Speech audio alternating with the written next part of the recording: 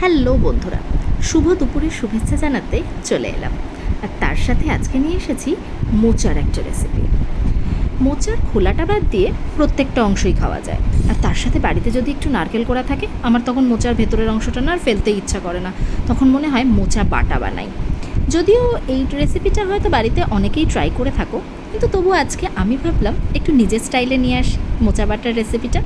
বলো তো কেমন হলো দেখতে? আর আমি না প্রত্যেক রান্নায় একটু চিনি দিয়ে থাকি, কারণ আমার মনে হয় চিনি দিলে নুন চিনির ব্যালেন্সটা খুব ভালো হয়, আর তাতে করে স্বাদটাও বোধহয় একটু বেশি খোলে, তাই না? জানিও কে কে রান্নায় একটু চিনির ব্যবহার করো। আর এই হলো তার ফাইনাল লুক। এবার ওপর থেকে শুধু একটু কাঁচা সর্ষের তেল ছড়িয়ে দিলে গরম ভাতের সাথে না এটা জাস্ট জমে যায়। জানিও প্লিজ কে কে এই মোচা বাটার রেসিপিটা বাড়িতে ট্রাই করেছো। আর এর সাথে না আজ রয়েছে মোচা চিংড়ি, যেটা আমি নয়, আমার শাশুড়িমা বানিয়েছেন।